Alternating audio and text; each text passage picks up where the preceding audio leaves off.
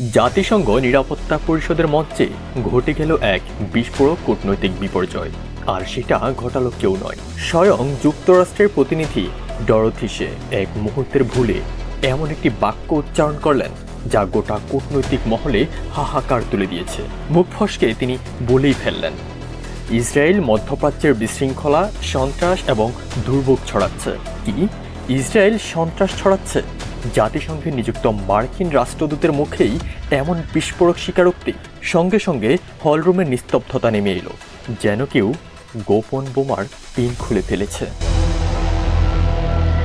বক্তব্য শেষ হওয়ার আগেই দ্রুত নিজের কথার সংশোধন করেন ডরোথি শে। বলেন, আমার বক্তব্যে ভুল হয়েছে। আমি আসলে ইরানকে দায়ী করতে চেয়েছিলাম, ইসরায়েলকে নয়। কিন্তু ততক্ষণে যা হওয়ার তা তো হয়েই গেছে। কাতার ভিত্তিক প্রভাবশালী সংবাদ মাধ্যম আল জাজিরা ভিডিও সহ খবরটি প্রচার করে দেয়। মুহূর্তেই সামাজিক মাধ্যমে ঝড় ওঠে। ইসরায়েল সত্যিই কি সন্ত্রাস ছড়ায়, নাকি যুক্তরাষ্ট্রের মুখোশ খুলে পড়েছে? মূলত সে বক্তব্য দিচ্ছিলেন ইরান ইসরায়েলের চলমান উত্তেজনার প্রেক্ষাপটে। তিনি বলেন, ইরান যদি তাদের পরমাণু কর্মসূচি সীমিত করার চুক্তিতে সম্মত হতো, তাহলে আজকের এই সংঘাত এড়ানো যেত। এছাড়াও তিনি ইরানের আঞ্চলিক তৎপরতা, হিজবুল্লাহর মতো গোষ্ঠীর সঙ্গে সংযোগ এবং ইরানকে একটি বিপর্যয় শক্তি হিসেবেও তুলে ধরার চেষ্টা করেন। কিন্তু এই আলোচনাকে অন্য মাত্রায় নিয়ে যায় চীন, রাশিয়া, পাকিস্তান ও আলজেরিয়ার তীব্র প্রতিক্রিয়া। চারটি দেশ একসঙ্গে জাতিসংঘ নিরাপত্তা পরিষদে জরুরি বৈঠকে ইসরায়েলের সামরিক হামলার কঠোর সমালোচনা করে। তারা হুঁশিয়ারি দিয়ে বলে, এই হামলা শুধু ইরান নয়, পুরো অঞ্চলকেই বিপজ্জনক অস্থিরতার দিকে ঠেলে দিতে পারে। বিশেষ করে পারমাণবিক স্থাপনায় হামলার নজির সৃষ্টি করায় তারা এটিকে ভবিষ্যতের জন্য ভয়াবহ সংকেত হিসেবে চিহ্নিত করেন। রাশিয়ার রাষ্ট্রদূত ভ্যাসিলি নেবেনজিয়াক কড়া ভাষায় বলেন, ইরানের শান্তিপূর্ণ পারমাণবিক স্থাপনাগুলোও হামলার লক্ষ্যবস্তু হচ্ছে। এটা ভয়ঙ্কর। এর ফলে একটি মাত্র ভুলেই ঘটতে পারে পারমাণবিক বিপর্যয়।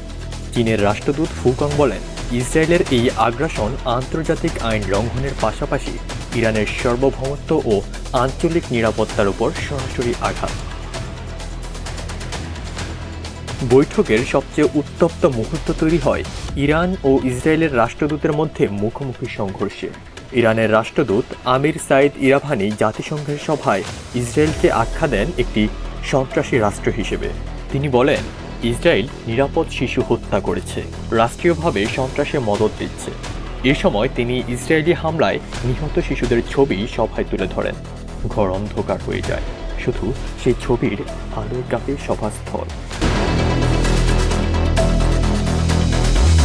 জবাবে ইসরায়েলের রাষ্ট্রদূত ড্যানি ড্যানন বলেন, ইরান শুধু ভুক্তভোগী সেজে নাটক করছে। যারা গণহত্যার পরিকল্পনা করে তারা এখন নিরাপত্তার আশ্রয় চায়। এই উত্তপ্ত বাক্য বিনিময়ে এবং একের পর এক বিবৃতি জাতিসংঘের ওই বৈঠককে পরিণত করে স্নায়ুযুদ্ধের লাইভ মঞ্চ। সংঘাতের সমাধান চেয়ে অনেকে কূটনৈতিক পথের আহ্বান জানান, কিন্তু পরিষদ কোনো ঐক্যমতে পৌঁছাতে পারেনি। ফলে প্রশ্ন একটাই, এই জাতিসংঘ কি এখানেই থামবে, নাকি আরও বড় ঝড়ের পূর্বাভাস দিচ্ছে? দর্শক, ধন্যবাদ এতক্ষণ সাথে থাকার জন্য। ভিডিওটি ভালো লাগলে চ্যানেলটি সাবস্ক্রাইব করে দিন পরবর্তী ভিডিওর জন্য।